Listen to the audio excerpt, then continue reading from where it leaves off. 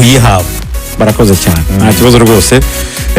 Hanyuma rero muri APR ejo umugaba mukuru w'ingabo z'u Rwanda General Mubaraka Muganga yakiriye ikipe ya APR, yaraherekejwe n'umugaba mukuru Nyiragutabara General Major Alexis Kagame n'abandi bayobozi muri RDF, ariko kandi na chairman yarahari Brigadier General Deo Rusanganwa. Bari badutumiye nk'itangazamakuru, bari batumiye n'abahagarariye abafana ba APR. Abafana ba APR bose ntabwo babona aho babashyira. So ni igikorwa rero cyabereye hariya ku Kimihurura, havugiwe byinshi. Mu magambo ya CDS aravuga ati byari ku bitego byinshi, ariko narababwiye ngo mujye mukora icyo bita kawo, gukubita umuntu nyine handi ku buryo umuntu atari bwinyegambure. Knockout. Kawo, knockout. Ubundi knockout kawo cyangwa knockout izwi cyane cyane muri mikino njyarugamba, boxing na za mixed martial arts. Ya imigeri nyine ariko iyo umuntu mujya kunganya imbaraga rimwe na rimwe bishobora gushyika ku munota wanyu mugasanga aragutsinze. Ubundi cyane CDS avuga ngo ntutegereze ko umuntu raundi zose zirangira. Wetse umuntu akiri kare ukuntu muri raundi abivemo akiri kare, wenda raundi ya mbere umushyushyu agira ngo abirimo, iya kabiri uhita umubara ahantu ukubita ingumi imwe cyangwa umugeri umwe ahita aryama hasi bahite basifura ati kawo knockout. CDS rero nyine abashimira avuga ati mwarabikoze, kuko yari yabasabye ubwo yabakiraga kuri bona nabo bifuriza umwaka mushya muhire nepo. Aravuga ati mwarabikoze nta kintu mbashinja, ati nubwo hari ibitego bimwe babambuye mwagomba kubona.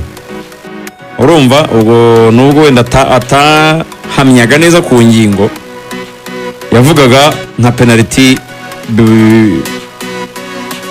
APR yarekaramye ivuga yuko yari guhabwa penalty. Yavugaga ku ikarita y'umutuku yagombaga gutangwa ihabwa Somani ariko ntayitange. Nko kuri ikarita naganiriye n'abakinnyi ba APR bavuga ati ahubwo Celestin yaradufashije, bamwe muri bo twaganiriye ati Celestin yadufashe kuba taratanze ikarita y'umutuku, ati kuko yayitanga ati ubu abareba bavuga bati twaribwe sha mwadutsinze ari uko tutuzuye. Ati rero Celestin yaramwemeye cyane, ati twaramwemeye cyane rwose, yarakoze kuba atarayitanze. Ati byatumye nyine dukora ibyo tugomba gukora kandi twirinda na speculation za nyuma ya match. So CDS rero yabashimiye abakinnyi muri rusange, gusa magambo akomeye yarababwiye avuga ati niba duhereye ku magaje muzakina kwa gatatu, niba mutazakomeza mu mujyo mwatangiye muri weekend, ngiye muzajye muntumira ari uko muri butsinde ibitego byinshi. Kabona babwiye ari uko iri buboneke, ariko niba ari bya bintu by'agatego kamwe 2-1 ibintu byadogereye, ati ubwo mumbwira nigumire mu kazi kanjye nzajya mbyumva mu makuru cyangwa nyirebe ku televiziyo. Atako niba muzi yuko rwose muzajya mushyiramo difference ya 2, ati ngiye muzayumamagara rwose, izo invitation ndazemeye nzajya nzitabira. Ati duhere kwa gatatu, ati ibintu bikomeze bibe umuco. Rero n'abakinnyi bamusezeranyije yuko rwose Captain Claude niwe wavuze ahagarariye bagenzi be, aravuga ati rwose ubu ngubu gahunda ntugasaze ni ugukomereza ahangaha. Akebo twagiriyemo Rayon Sport niko tugomba kugiriramo n'andi makipe. Urumva ati ubu ngubu nta gukuraho. So byari ibintu byiza cyane rero, ubona ko abakinnyi ba APR bari bishimye uburyo byari biteguye neza cyane. Ariko inkuru irimo nuko ngiye mu makuru nakuruye buri mukinnyi yatahanye agahimbaza musike k'igihumbi cy'idolari. igihumbi cy'idolari aba ari amafaranga meza.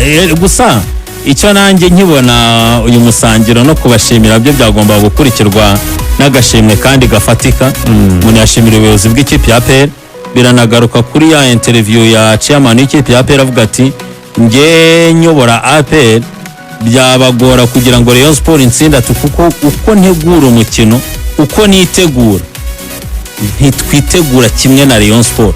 Ni nko gusana akavuga ati twitegura umukino mu buryo bukeneye intsinzi ariko bo uburyo bitegura umukino bisa nkaho rwose ari ibintu bitatuma batwara intsinzi bakina n'ikipe ya APR.